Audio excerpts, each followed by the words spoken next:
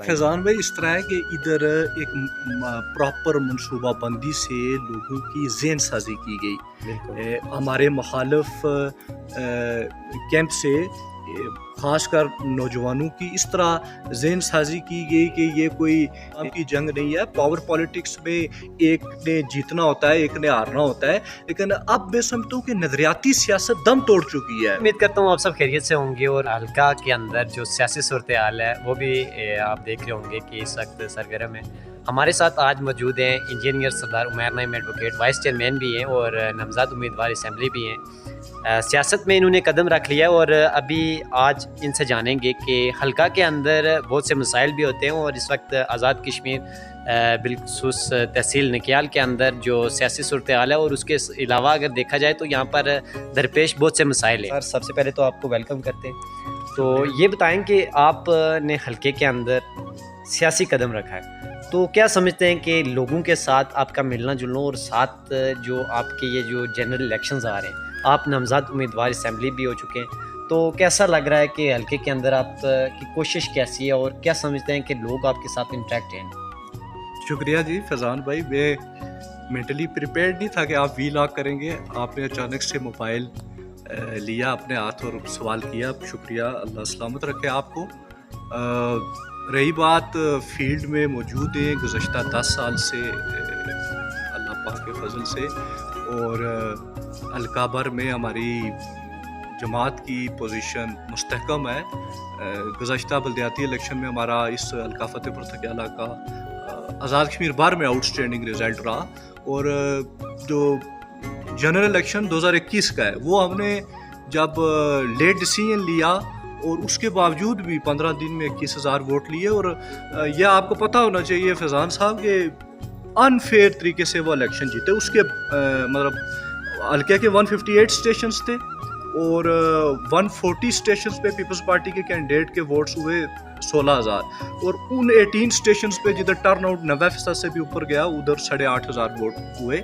तो अल्लाह का करम है कि हम ने जमात को polling station wise, union council wise मनज़्ज़म किया, और इंशाअल्लाह ताला हम अब पूरी मनज़्ज़म तरीक़ा से जनरल इलेक्शन की तैयारी कर रहे हैं, और इंशाअल्लाह ताला हम होपफुल हैं कि। तो मेहर भाई, ये बताएं कि बहुत से नौजवान, बूढ़े, बच्चे और सबके कुछ लोग यानी आपसे नाराज़ हैं जी, तो उनके हवाले से आप क्या कहते हैं कि जो जनरल इलेक्शंस आ रहे हैं उनको आप साथ लेके चलेंगे या नहीं? ज़रूर, हमें तो इस सियासी सफ़र में सबकी ज़रूरत है।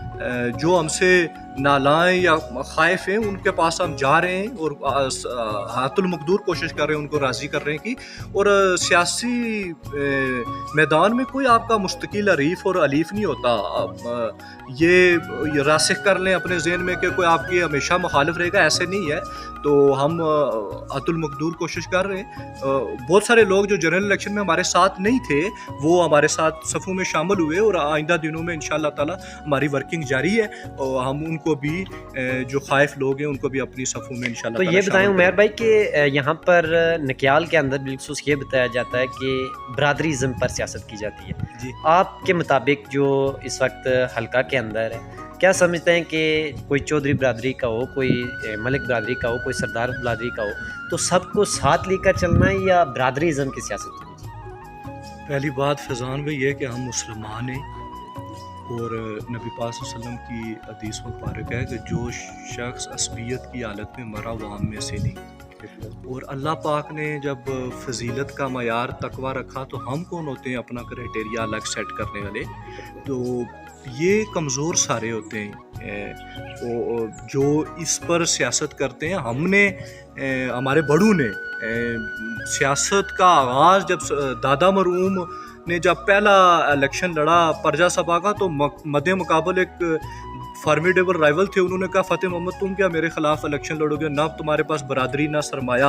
और उन्होंने कहा आपने मुझे मंशूर दे दिया कि मेरी कोई बरादरी नहीं, तो इस खित्ते के तमाम लोग बासियत मुसलमान मेरी बरादरी है। तो सब ने उनको उन पर एतमाद किया। आप हैरान होंगे फैज़ान साहब कि जब प्रजा सभा का उस इलेक्शन में आज के वो 7 हल्के हैं, मतलब इंडियन ऑक्युपाइड 4 और 3 इधर, हवेली के लोगों ने इस करेला के बसने वाले ایک سردار فتح محمد خان کریلوی کو اویلی کے گجر برادری کے بندوں نے انہیں ووٹ دیا اپنے امیدوار کو چھوڑ کے.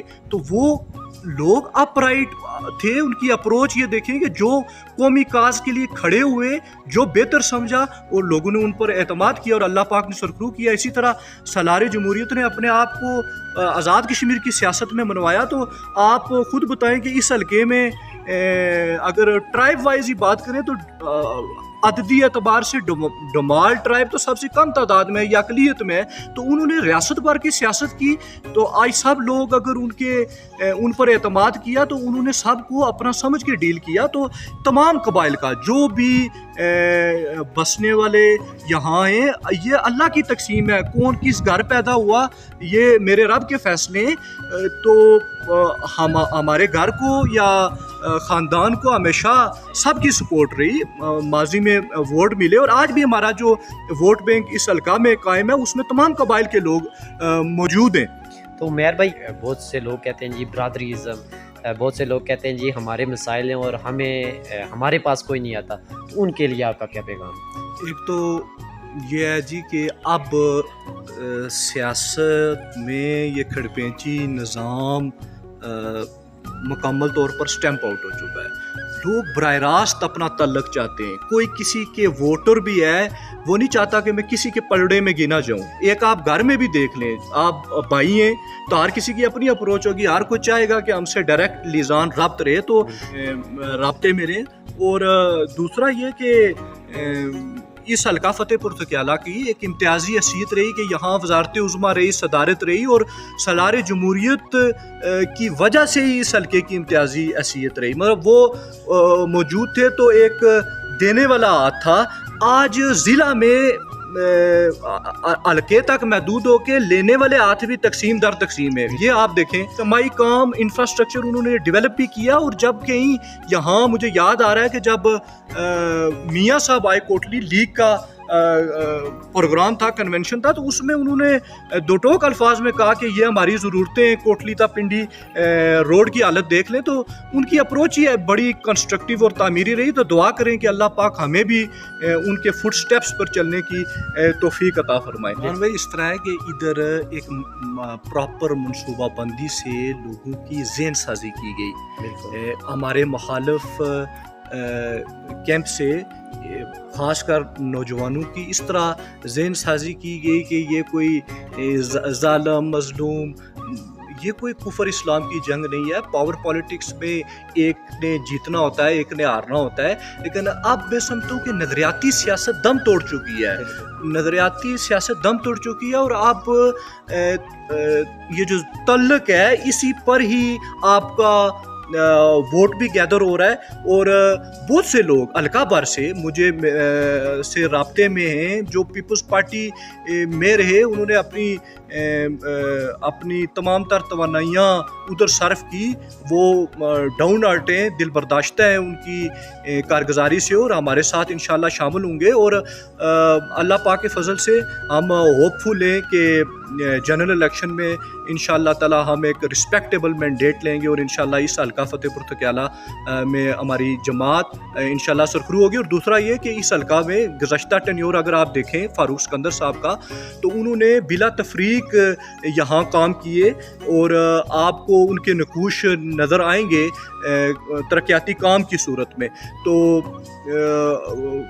جو ابھی تک تاحال کارگزاری یہ جو سٹنگ منسٹر کی ہے, وہ اگر ان کا کمپیریٹیو آپ انالائسس کریں تو بہت ڈفرینس ہے. اور یہاں صرف ہر علاقہ میں یا گاؤں محلہ میں ان کے چند منظور نظر لوگ ہیں, ان کے تھرو ہی وہ کام کر رہے ہیں, اور اس سے بہت سارے لوگ متاثر ہیں اور ہم اس سے رابطے میں. تو انشاءاللہ تعالی بہتری کے آگے لے دنوں میں انشاءاللہ بہتر خوشخبریاں بھی ہوں گی اور لوگ ہماری صفوں میں انشاءاللہ تعالی کہ آپ نے باتیں سنی ہیں کہ لوگ انٹریکٹ ہونا چاہتے ہیں خود بخود، وہ آپ سے ملنا چاہتے ہیں اور مل کر اپنے جو مسائل ہیں وہ بتانا چاہتے ہیں، اور آپ سب ان سے براہ راست گفتگو بھی کر سکتے ہیں، اور اب نامزد امیدوار اسمبلی بھی ہیں۔